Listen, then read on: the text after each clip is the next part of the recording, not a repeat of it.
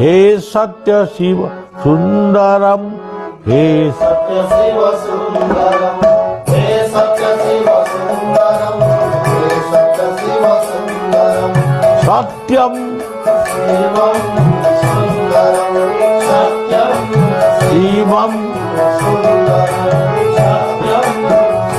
शिवम सुंदरम हे सत्य शिव सुंदरम हे सत्य शिव सुंदरम हे सत्य शिव सुंदरम हे सत्य शिव सुंदरम हे सत्य शिव सुंदरम हे सत्य शिव सुंदरम सत्यम शिवम सुंदरम सत्यम शिवम सुंदरम हे सत्य शिव सुंदरम हे सत्य शिव सुंदरम हे सत्य शिव सुंदरम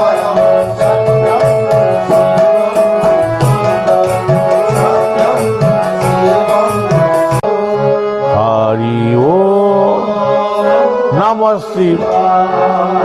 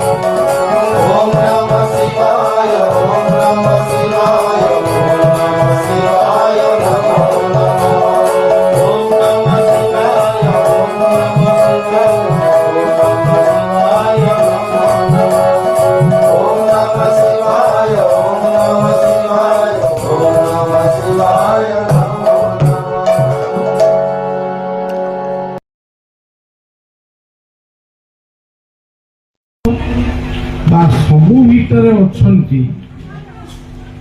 ये कथा आम चिंता कर तेणु आम दीपटी लगेबू कि भोगटी करूँ कि फूलटी दबू बा चंदनटी दबू केमिति दबू ଆମେ ଗୋଟିଏ ମନ୍ଦିର କରିବୁ ବା ମନ୍ଦିର କରିଛୁ, ତା ଭିତରେ ଗୋଟିଏ ମୂର୍ତ୍ତି ସ୍ଥାପନ କରିଛୁ। ସେଇ ମୂର୍ତ୍ତିଙ୍କ ମାଧ୍ୟମରେ ଜଗତରେ ବ୍ୟାପିକିରି ରହିଥିବା ବା ଜଗତରେ ରହିଥିବା ସେଇ ଅନନ୍ତ ଭଗବାନଙ୍କୁ ଆମେ ସେବାର୍ଘ୍ୟ ବା ପୂଜାର୍ଘ୍ୟ ଅର୍ପଣ କରୁଛୁ। ଆମେ ଗୋଟିଏ ମନ୍ଦିରରେ ରହୁଛୁ, କିନ୍ତୁ ସେ ଏଇ ମନ୍ଦିର ଭିତରେ ଆବଦ୍ଧ ନୁହଁ। এইভাবে ভাବରେ ଆମର ସନାତନ ଧର୍ମରେ ବା ହିନ୍ଦୁ ମାନେ ବିଭିନ୍ନ ମନ୍ଦିର କରନ୍ତି ଏବଂ ବିଭିନ୍ନ ମନ୍ଦିର ମାନଙ୍କରେ ବିଭିନ୍ନ ନାମରେ ଦେବୀ ଦେବତା ମାନଙ୍କୁ ଉପାସନା କରନ୍ତି। ଯେମିତି ଆପଣ ମାନେ ଗୋଟେ ଦୀପ ଲଗାଇଛନ୍ତି କି ବ୍ରାହ୍ମଣ ମାନେ ଯଜ୍ଞ କୁଣ୍ଡରେ ଯଜ୍ଞ ଅଗ୍ନିକୁ ଆବାହନ କରିଛନ୍ତି, କେମିତି କରିଛନ୍ତି? ବିନା ମାଧ୍ୟମରେ ଅଗ୍ନି ସଂଯୋଗ ହେଇପାରିବନି। ଗୋଟେ ଦିଆସିଲି, ଗୋଟେ ଛୋଟିଆ ଦିଆସିଲି ଡବା, ତାକୁ ଆମେ ପକେଟରେ ପୁରେଇକି କୁଆଡେ ବୋଲି କୁଆଡେ ବୁଲୁଛୁ। ସେଇଥିରୁ ଗୋଟିଏ କାଠିକୁ ଲଗେଇ ଆମେ ଅଗ୍ନି ସଂଯୋଗ କରୁଛୁ। ଯେଉଁ ଅଗ୍ନି ଯଦି ସୀମିତ ରହିଲା ତାହେଲେ ତ ଭଲ, ନହେଲେ ଗୋଟେ ଗୋଟେ ଘର ଦ୍ୱାର ସବୁ ପୋଡ଼ି ପାଡ଼ିକି ଜାଳିଦେବ।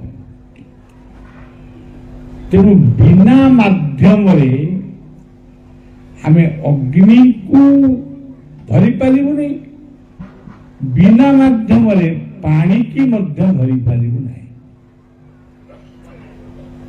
ପାଣି କହିଲେ ଧରନ୍ତୁ ଆମେ ନଈରେ ପାଣି ଅଛି, ଆମକୁ ଯଦି ଶୋଷ ପାଣି ଆଣିକି ଆମେ ପିଇବୁ। ଆମେ ହାଟକୁ ଯାଉଛୁ କିମ୍ବା ବଜାରକୁ ଯାଉଛୁ, କିଛି ଦ୍ରବ୍ୟ କିଣିକିରି ଆଣିବୁ, ଆଳୁ ପିଆଜ କି କୋବି କିମ୍ବା ତେଲ ଲୁଣ ଜିରା ଲଙ୍କା ଆଣିବୁ। କେମିତି ଆଣିବୁ? ତାକୁ କଣ ହାତରେ ଧରିକି ଆଣିବୁ? ଆଣିବୁ ଗୋଟେ ବ୍ୟାଗ ଭିତରେ। ଗୋଟେ ବ୍ୟାଗ ଭିତରେ ଆମେ ଏସବୁ ଜିନିଷକୁ କିଣି ହାତରେ ତାକୁ ଗୋଳେଇକିରି ଆଣିବୁ। ଆମେ ତେଲ କିଣିବୁ, ଯଦି ବୋତଲଟି ଆମ ପାଖରେ ନାହିଁ, ଆମେ ତେଲକୁ କେମିତି ବଜାରରୁ କିଣିକିରି ଘରକୁ ଆଣିବୁ? ଏସବୁ କଥାକୁ ଯଦି ଦୂରଦୃଷ୍ଟିରେ ଉପସ୍ଥିତ ବୁଦ୍ଧି ଦ୍ୱାରା ଯଦି ଆପଣ ମାନେ ଚିନ୍ତା କରିବେ, ତାହେଲେ ଆପଣ ମାନେ କେବେ ହେଲେ ମୂର୍ତ୍ତି ପୂଜା ମନ୍ଦିର ଇତ୍ୟାଦି କେବେ ଭୁଲ ବୋଲି କହିବେ ନାହିଁ। ଆମେ ଜନ୍ମ ହେଇଛୁ ବିନା ମାଧ୍ୟମରେ, ଆମେ ଜନ୍ମ ହେଇଛୁ କି? ଆମର ମାଧ୍ୟମ କିଏ? ପିତା ଆଉ ମାତା। ମାତା ପିତାଙ୍କ ମାଧ୍ୟମରେ ଆମେ ଏ ସଂସାରକୁ ଆସିଲୁ। ଆମ ପେଟ ଭିତରେ ଗୋଟେ ଲିଭର ଅଛି, ସେ ଲିଭର ବିନା, ପାକସ୍ଥଳୀ ବିନା ସେ ଖାଦ୍ୟ ହଜମ ହବନି। ପୁଣି ଯୋଉ ଖାଦ୍ୟଟିକୁ ଆମେ ଖାଉଛୁ ସିଏ ପୁଣି ମଳମୂତ୍ର ହେଇ ବାହାରିବ, ତା ପାଇଁ ମଧ୍ୟ ମାଧ୍ୟମ ସେ ମଙ୍ଗଳମୟ ଅନନ୍ତ ଯୋଗେଶ୍ୱର ବା ଅନନ୍ତ ପରମାତ୍ମା ରଖିଛନ୍ତି। ସବୁର ଗୋଟେ ମାଧ୍ୟମ ଅଛି। ମୁଁ ଦେଖୁଛି, କେଉଁ ମାଧ୍ୟମରେ ଦେଖୁଛି? ଆଖି। ମୁଁ ନିଶ୍ୱାସ ନଉଛି, ତାର ମାଧ୍ୟମ କିଏ? ନାକ। ମୁଁ ଶ୍ରବଣ କରୁଛି ବା ଶୁଣୁଛି, ତାର ମାଧ୍ୟମ ହଉଛି କାନ। ମୁଁ ଚାଲୁଛି, ତାର ମାଧ୍ୟମ ହଉଛି ଗୋଡ଼ ବା ପାଦ। ଯଦି ଏସବୁ ନଥାନ୍ତା ତାହେଲେ ମଣିଷ ହଉ, ପଶୁ ହଉ, ପକ୍ଷୀ ହଉ ଗୋଟେ ମାଂସ ପିଣ୍ଡୁଳା ହେଇ ଜନ୍ମ ହୁଅନ୍ତି। ମନେ କରାଯାଉ ଆମ ପିଠି ପଟେ ଗୋଟେ ମେରୁଦଣ୍ଡ ଅଛି। ମେରୁଦଣ୍ଡଟି ଅଛି ବୋଲି ଆମେ ବସୁଛେ, ଉଠୁଛେ, ଶୋଉଛେ, କଲର ଉଠଉଛେ। ତେଣୁ ମେରୁଦଣ୍ଡ ହେଉଛି ଗୋଟେ ସୁନ୍ଦର ମାଧ୍ୟମ। ସେମିତି ଆମେ ଯଦି ଜୀବନରେ ଇଚ୍ଛା କରିବୁ ସେଇ ପରମାତ୍ମାଙ୍କୁ ଟିକେ ଉପଲବ୍ଧି କରିବା ପାଇଁ ବା ଅନନ୍ତ ଯୋଗେଶ୍ୱରଙ୍କୁ ଟିକେ ଦର୍ଶନ କରିବା ପାଇଁ ଆମେ କେମିତି ଦର୍ଶନ କରିବୁ? ସେ ହେଉଛି ଗୁରୁ। ଗୁରୁଙ୍କ ବିନା ଆମେ ଅନନ୍ତ ଯୋଗେଶ୍ୱରଙ୍କୁ ଦର୍ଶନ କରିପାରିବୁ ନାହିଁ କିମ୍ବା ସର୍ବଶକ୍ତିମାନ ଭଗବାନଙ୍କୁ ମଧ୍ୟ ଆମେ ଦର୍ଶନ କରିପାରିବୁ। ସେଥିପାଇଁ ଭାଗବତରେ କହିଲେ ଗୁରୁଙ୍କୁ ନମଣିବ ନର, ଗୁରୁଟି ସାକ୍ଷାତ ଈଶ୍ୱର। ଗୁରୁଙ୍କୁ ନମଣିବ ନର, ଗୁରୁଟି ସାକ୍ଷାତ ଈଶ୍ୱର। ଆମେ ଈଶ୍ୱରଙ୍କୁ ଖୋଜୁଛୁ ମନ୍ଦିରରେ, କିନ୍ତୁ ସାକ୍ଷାତ ଈଶ୍ୱର ମନ୍ଦିରରେ ଯେଉଁ ମୂର୍ତ୍ତିକୁ ଆମେ ଈଶ୍ୱରଙ୍କ ରୂପରେ ପୂଜା କରୁଛୁ, ଆମେ ତାଙ୍କୁ ନଡ଼ିଆ ବାଡ଼େଇ ଧୂପ ଦୀପ ଦେଇ ବହୁତ ଭଜନ କରୁଛୁ, ଜଣାଣ କରୁଛୁ, ଆମ ଦୁଃଖ ଜଣାଉଛୁ, ମୁଣ୍ଡ ବାଡ଼େଇ କାନ୍ଦୁଛୁ। ସେ ଗ୍ରହଣ କରୁଛନ୍ତି କିନ୍ତୁ ଆମକୁ ଜବାବ କିଛି ଦଉନାହାନ୍ତି। ଯା ତୁ କାହିଁ କାନ୍ଦୁଛୁ, ଯା ଅମୁକ ଔଷଧ ଖାଇବୁ ଭଲ ହେଇଯିବୁ, ସେ ଆମକୁ କହୁନାହାନ୍ତି। କହୁଛନ୍ତି କି? ସେ ହେଉଛନ୍ତି ଗୁରୁ। ସେଥିପାଇଁ ଆପଣମାନେ ପଢ଼ୁଛନ୍ତି ଗୁରୁ ବ୍ରହ୍ମା, ଗୁରୁ ବିଷ୍ଣୁ, ଗୁରୁଦେବ ମହେଶ୍ୱର। ଆମେ କହୁଛୁ ଗୁରୁ ହିଁ ବ୍ରହ୍ମା, ଗୁରୁ ହିଁ ବିଷ୍ଣୁ, ଗୁରୁ ହିଁ ଶିବ। ଆମେ ଏକଥା କହୁଛୁ, କିନ୍ତୁ ପ୍ରକୃତରେ ଆମେ ଗୁରୁଙ୍କୁ ସେଇ ରୂପରେ ଦେଖିପାରୁ। ଖାଲି କହୁଛୁ, ଆମେ କହୁଛୁ ଗୁରୁ ସାକ୍ଷାତ ପରଂବ୍ରହ୍ମ, କିନ୍ତୁ ପ୍ରକୃତରେ ଗୁରୁ ସାକ୍ଷାତ ପରଂବ୍ରହ୍ମ ଏ କଥା ଆମେ ମୁହଁରେ କହିଲେ ବି ତାଙ୍କୁ ଆମେ ପରଂବ୍ରହ୍ମର ସମ୍ମାନ ଦେଇପାରୁ। ଯେଉଁ ଧର୍ମାବଲମ୍ବୀ ମାନେ କହୁଛନ୍ତି ଯେ ଆମେ ଗୁରୁ ଗ୍ରହଣ କରୁନୁ, ଆମର କିଛି ଗୁରୁ ଶିଷ୍ୟ ନାହାନ୍ତି। ପୃଥିବୀରେ ଥଣ୍ଡା ପାଣି ଦେଇ ପୃଥିବୀରେ ଆପଣମାନେ ନିଜେ ଭାବନ୍ତୁ, ବିନା ମାଧ୍ୟମରେ ବା ବିନା ଗୁରୁରେ କିଏ କଣ ପାଇଛି? ଆମେ ପାଠ ପଢିଛୁ ଗୁରୁଙ୍କ ମାଧ୍ୟମରେ, ଆମେ ପାଠ ପଢିଛୁ ଗୁରୁଙ୍କ ମାଧ୍ୟମରେ। ଆମେ ଆମେ ଭାତ ଡାଲି ତରକାରୀ ଖାଉଛୁ, ମା ରୋଷେଇ କରୁଛି, ଆମେ ଖାଉଛୁ। ଆମେ କ୍ଷୀର ଟିକେ ଦହି ଟିକେ ଖାଉଛୁ ଗୋମାତାଙ୍କ ମାଧ୍ୟମରେ। ଆମେ ବିଲରେ ଚାଷ କରୁଛୁ, ଗୋଟେ କୃଷକଙ୍କ ମାଧ୍ୟମରେ ଆମେ ଧାନ ବିରି ମୁଗ କୋଳଥ ପାଉଛୁ। ତାହେଲେ ବିନା ମାଧ୍ୟମରେ କିଏ କଣ ପାଇଛି? ଜଣେ ରାମାୟଣ ଲେଖିଛି, ସେ କିଏ? ବାଲ୍ମୀକି। ବାଲ୍ମୀକି ଯଦି ଲେଖିନଥାନ୍ତେ ରାମାୟଣ ଭଳି ଗୋଟେ ଶାସ୍ତ୍ର ମଧ୍ୟ ଆଜି ନଥାନ୍ତା। ରାମଚରିତ୍ର ମାନସ ଆମେ ଲେଖିଛୁ, ତାକୁ କିଏ ଲେଖିଛି? କିଏ ତାକୁ ଲେଖିଛନ୍ତି? ଗୋସ୍ୱାମୀ ତୁଳସୀଦାସ। ସେଇଭଳି ଭାବରେ ଭାଗବତ କିଏ ଲେଖିଛନ୍ତି? ମହାଭାରତ କିଏ ଲେଖିଛନ୍ତି? ବେଦକୁ କିଏ ବର୍ଣ୍ଣନା କରିଛି? ସିଏ ହଉଛନ୍ତି ବ୍ୟାସଦେବ।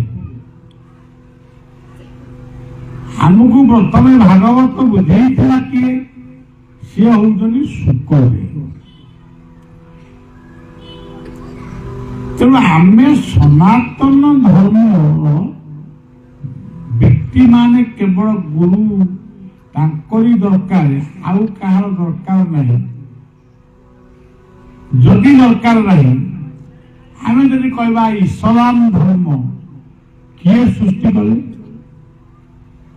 ତ ଖ୍ରୀଷ୍ଟ ଧର୍ମ, ଖ୍ରୀଷ୍ଟିଆନ ଧର୍ମ ଥିଲା।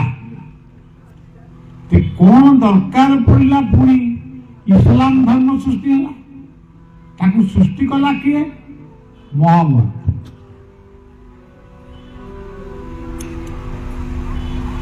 ତେବେ ଖ୍ରୀଷ୍ଟ ଧର୍ମ ଥିଲା, ତା ପୂର୍ବରୁ ଥିଲା ପ୍ରାକ୍ ବୈଦିକ ଯୁଗ ବା ଗୋଟେ କଣ ପ୍ରକୃତିଗତ ଯୁଗ ଥିଲା। ତେବେ ଖ୍ରୀଷ୍ଟ ଧର୍ମକୁ କିଏ ସୃଷ୍ଟି କଲା? ଯୀଶୁ। ସିଏ କଣ କହିଲେ? ସିଏ ହେଲା ବାଇବେଲ। ମହମ୍ମଦ କଣ କହିଲେ? ସିଏ ହେଲା କୋରାନ। ଆମ ଋଷିମାନେ କଣ କହିଲେ? ସିଏ ହେଲା ବେଦ। ତେବେ ଆପଣମାନେ ଏତିକି ଭାବନ୍ତୁ, ବିନା ଗୁରୁରେ ଇଏ ସୃଷ୍ଟିରେ କଣ ସମ୍ଭବ?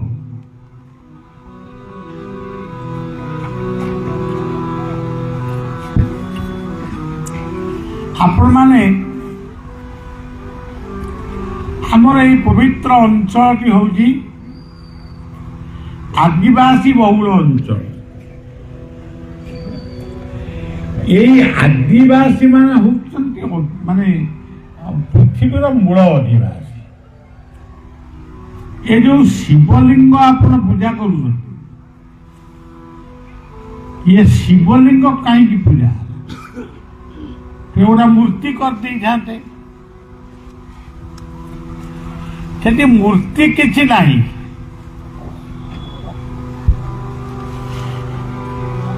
ସିଏ ଲିଙ୍ଗ ମାନେ ପୁରୁଷ ଆଉ ନାରୀର ଲିଙ୍ଗ ଆଉ ଯୋନିକୁ ଆମେ ପୂଜା କରୁଛୁ। ଆପଣ ଦେଖନ୍ତୁ, ପୃଥିବୀରେ ପ୍ରଥମ ପୂଜା ହଉଛି ଶିବଙ୍କର ପୂଜା। ତେବେ ଶିବଙ୍କୁ ଗୋଟେ ମୂର୍ତ୍ତି ନ କରିକି ଲିଙ୍ଗଟାକୁ କାହିଁ ପୂଜା କରାଯାଉଛି? ଏଇ ଲିଙ୍ଗ ଆଉ ଯୋନି ମାଧ୍ୟମରେ ଇଏ ପୃଥିବୀ କି ଯୋଉମାନେ ମଣିଷ ପଶୁପକ୍ଷୀ ଯୋଉମାନେ ବି ଆସିଛନ୍ତି, ଏଇମାନଙ୍କ ମାଧ୍ୟମରେ ଆସିଛନ୍ତି। ସେତେବେଳେ ମଣିଷ ଉଲଗ୍ନ ଥିଲା, ବସ୍ତ୍ର ପିନ୍ଧୁ ନଥିଲା, ଖାଇବା ବି ତାର ଠିକ ନଥିଲା। କଣ ଗୋଟେ ଖାଉଥିଲା, କୋଉଠି ଶୋଉଥିଲା, ଘର ବି ନଥିଲା। ସେତେବେଳେ ଯାହା ଥିଲା, ସେତେବେଳେ ସେ ଯୋଉଟାକୁ ଅନୁଭବ କରୁଥିଲା, ସେଇଆକୁ ସେ ଦେବତା ରୂପରେ ପୂଜା କରୁଥିଲା। ସିଏ ପୂଜା କରୁଥିଲା ଅଗ୍ନିର ନିଆଁ, ସିଏ ପୂଜା କରୁଥିଲା ପବନକୁ, ସିଏ ପୂଜା କରୁଥିଲେ ସମୁଦ୍ରକୁ, ସିଏ ପୂଜା କରୁଥିଲେ ମାଟିକୁ, ସିଏ ପୂଜା କରୁଥିଲେ ଶାଳ ଗଛକୁ, ସିଏ ପୂଜା କରୁଥିଲେ କର୍ମା ବୋଲି ଗୋଟେ ବୃକ୍ଷକୁ, ଗୋମାତାଙ୍କୁ ମଧ୍ୟ ସେ ପୂଜା କରୁଥିଲେ।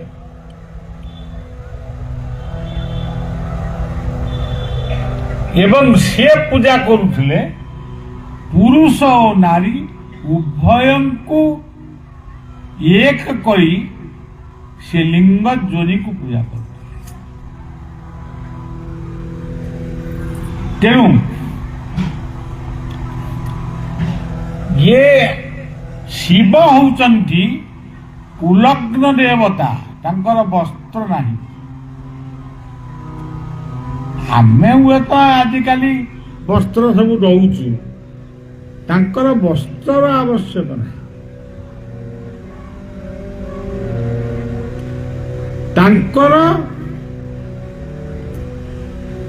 ବସ୍ତ୍ର ନାହିଁ କିମ୍ବା ଭୂଷଣ ବି ନାହିଁ, ସେ ଖାଲି ବିଭୂତି ବୋଳିଗନ୍ତି। ସେ ବିଭୂତି କଣ? ଯଜ୍ଞ ବିଭୂତି। ବିଭୂତି ମାନେ ହଉଛି ମହିମା। ଗୋଟେ ଅସ୍ତ୍ର ଧରନ୍ତି ଯାହାର ନାଁ ହଉଛି ତ୍ରିଶୂଳ। ତ୍ରିଶୂଳ କାହିଁକି ଧରିଛନ୍ତି? ତ୍ରିଶୂଳ ଧାରଣମ୍ ତ୍ରିତାପ ହରଣମ୍ ତ୍ରିଶୂଳ ଧାରଣମ୍ ତ୍ରିତାପ। ତ୍ରିଶୂଳ କଣ? ଆଧ୍ୟାତ୍ମିକ ତାପ ବା ଆତ୍ମହତ୍ୟା, ଆଧି ଭୌତିକ ତାପ ବା ରୋଗ, ଆଧି ଦୈବିକ ତାପ ସେ ହଉଛି ଅକାଳ ମୃତ୍ୟୁ। ଯେମିତି ଆମର କରୋନା ଆଇଲା, ଅକାଳରେ ଅନେକ ମରିଗଲେ। ଏଇ ତିନୋଟି ତାପରୁ ମୁକ୍ତ ଯିଏ ଦିଅନ୍ତି, ଯାହାଙ୍କୁ ଡାକିଲେ ଏ ତିନୋଟି ତାପ ମୁକ୍ତି ହୁଏ, ସିଏ ହଉଛି ଶିବଙ୍କର ଆୟୁଧ ବା ତ୍ରିଶୂଳ। ସେମିତି ଜଗନ୍ନାଥଙ୍କର ତିନୋଟି ରଥ, ଆମର ବାରିପଦାରେ ମଧ୍ୟ ତିନୋଟି ରଥ। ବାରିପଦାର ହରିବଳଦେବଙ୍କର ଇଏ ତିନୋଟି ରଥର ଗୋଟେ ସ୍ୱତନ୍ତ୍ର ଆକର୍ଷଣ ହଉଛି ସୁଭଦ୍ରାଙ୍କ ରଥ। ତାଙ୍କୁ ସ୍ତ୍ରୀ ଲୋକମାନେ, ମା ମାନେ ତାଙ୍କୁ ଟାଣନ୍ତି। এইটা ଆଉ କୋଉଠି ନାହିଁ। ତେଣୁ କୁହାଯାଉଛି ତ୍ରିଶୂଳ ଧାରଣମ୍ ତ୍ରିତାପହରଣମ୍ ବିଭୂତି ଲେପନ ମହିମାର ଦାନ। विभूति लेप महिमा, विभूति लेपन महिमा, विभूति लेपन महिमा, त्रिशूल धारण त्रितापहरण, त्रिशूल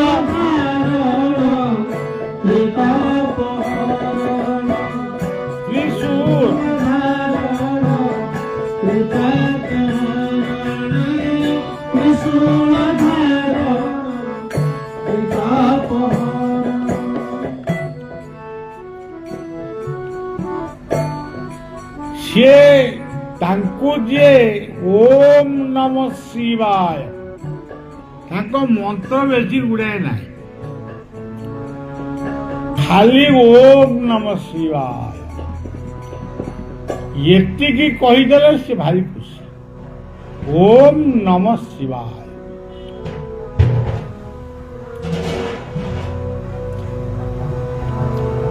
ଭାଗବତରେ କୁହାଯାଇଛି ଭଗବାନ ନିଜେ କହିଛନ୍ତି ମୋହର ଆତ୍ମା ପଶୁପ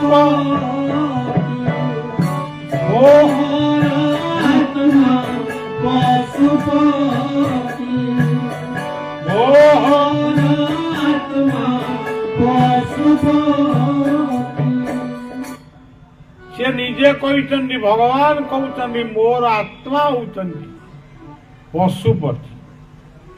ପଶୁପତି କିଏ କଣ ଷଣ୍ଢ ନା ସିଂହ? ପଶୁ ମାନେ ଜଗତ।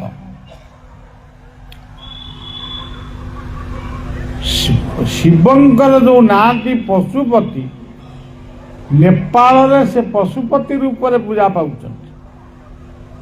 ସେ ପଶୁପତି ଶବ୍ଦର ଅର୍ଥ ହଉଛି ଜଗତପତି।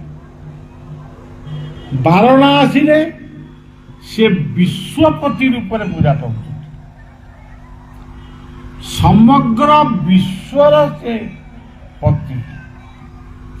ତାଙ୍କୁ ଯିଏ ନ ମାନୁଛି ସେ ତାଙ୍କର ପ୍ରଭୁ ବା ସ୍ୱାମୀ।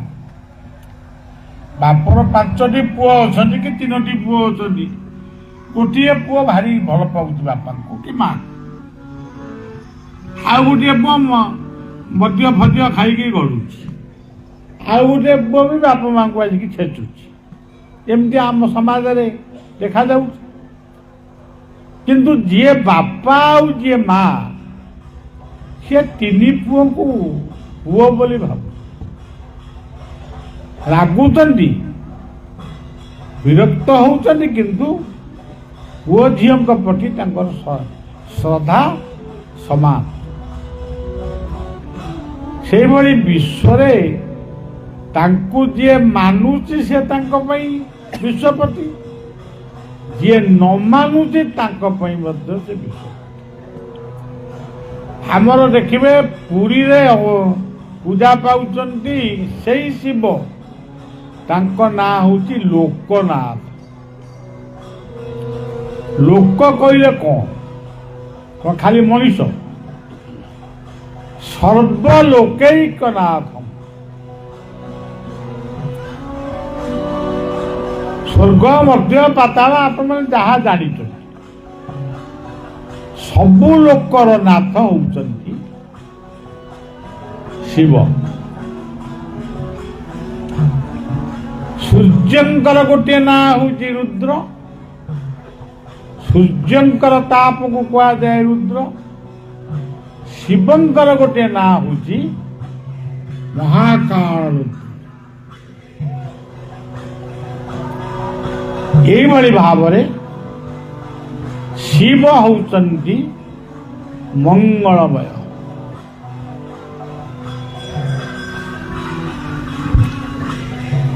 ତାଙ୍କର ସହଧର୍ମିଣୀ ହଉଛନ୍ତି ପାର୍ବତୀ। ସେ କଣ ଏମିତି ଆମରି ଯୋଉ ବାହାଘର ହଉଛି, ଡିଭୋର୍ସ ହଉଛି, କଣ ଖୋରାକି ପୋଷାକି ନଉଛନ୍ତି, ସେମିତିଆ ତାଙ୍କର ବାହାଘର ହେଇଛି ନା କଣ? ସେମିତି ଶିବ ପାର୍ବତୀ କି ସେମିତି ବାହାଘର କରାହେଇଛି? ସେ ସବୁ କପଳ କଳ୍ପିତ କଥା। ପାର୍ବତୀ ହଉଛନ୍ତି ପ୍ରକୃତି ରୂପିଣୀ ମା। ଶୀତ ଋତୁରେ ଯିଏ ଶୀତ ଦିଅନ୍ତି, ଗ୍ରୀଷ୍ମ ଋତୁରେ ଯିଏ ଉତ୍ତାପ ଦିଅନ୍ତି, ବର୍ଷା ଋତୁରେ ଯିଏ ବର୍ଷା ଦିଅନ୍ତି, ସେଇ ହଉଛନ୍ତି ପାର୍ବତୀ। ବସନ୍ତ ଋତୁରେ ଯିଏ ବସନ୍ତ ପବନ ଦିଅନ୍ତି, ସେଇ ହଉଛନ୍ତି ପାର୍ବତୀ। ତାଙ୍କର 2ଟି ପୁଅ। 2ଟି ପୁଅ କୋଉ କାଳେ ହେଇଥିଲେ, କଣ ସେଇ 2ଟା ପୁଅ ହେଇକି ଅଛନ୍ତି, ଆଉ 3ଟା କି 4ଟା ପୁଅ ହଉନାହାନ୍ତି? ଗୋଟାଏ ଝିଅ ବି ଜନ୍ମ କରୁନାହାନ୍ତି। से दुई पुओ की सी होउचंदी विद्या एवं कीर्ति। विद्यार प्रतीक होउचंदी गणेश, कीर्तिर प्रतीक होउचंदी कार्तिक। देखंतु एठी जो अनंत जोगेश्वरंकर मंदिरटी एठी गोटे जागा आमको दिया है तारी ऊपर मंदिर यही गोटाक हूँ कीर्ति बा कार्तिक। गोटे परिवार गोटे पुओ जदि कवि हुए बा पंडित हुए बा विद्वान हुए से होउछन्ति कार्तिक।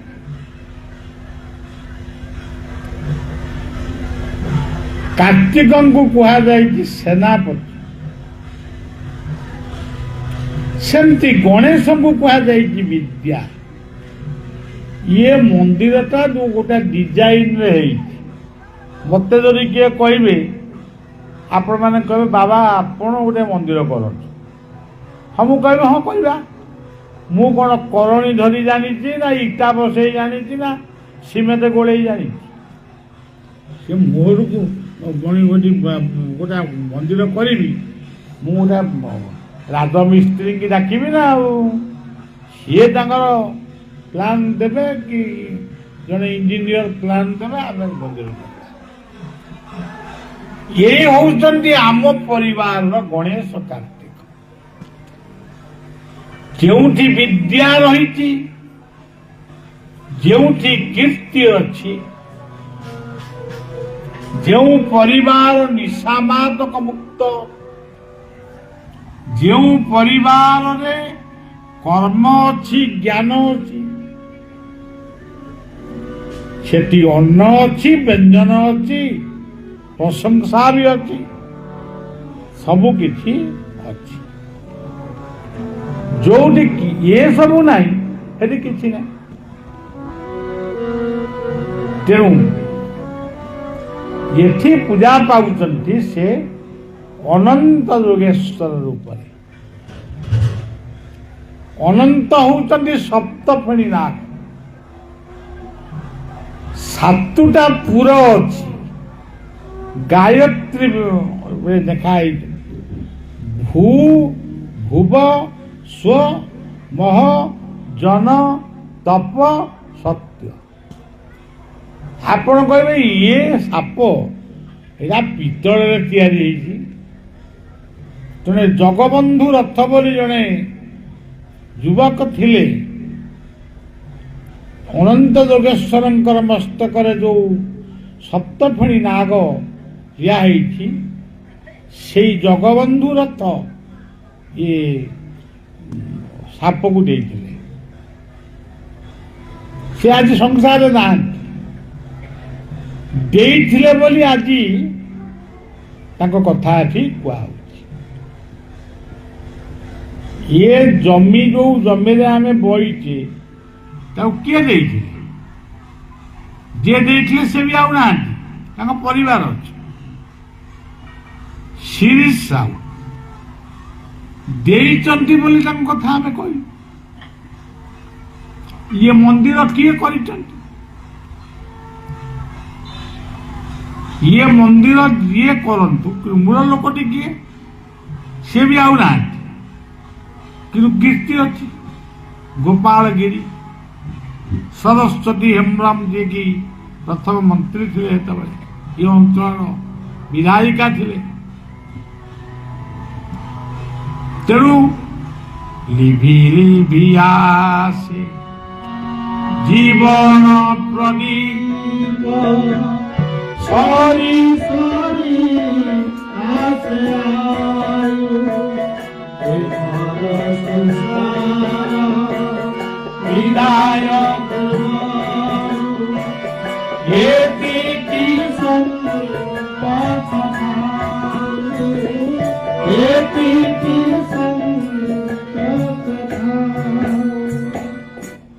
এই ଅଞ୍ଚଳକୁ ଯେତେବେଳେ ଆମେ ଆସିଥିଲୁ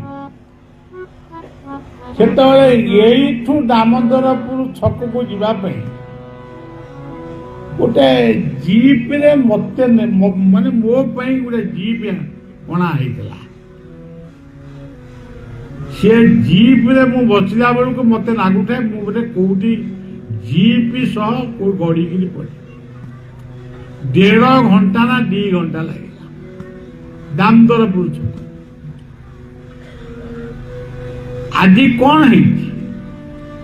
ଆଜି ସେଇ ବାରିପଦା ଭଞ୍ଜ ମାଟିର ସୁନାମ ଧନ୍ୟ ସହର, ଐତିହାସିକ ସହର। ଯେଉଁ ଜିଲ୍ଲାର ରାଜା ମୟୂରଭଞ୍ଜର ରାଜା, ତାଙ୍କରି ବଡ ମେଡିକାଲ କଟକରେ ରାମଚନ୍ଦ୍ର ଭଞ୍ଜ ମେଡିକାଲ। ସେଇ ଭଞ୍ଜ ମେଡିକାଲ ଏଇ ଅଧମ ଜନ୍ମ ହେଇଛି।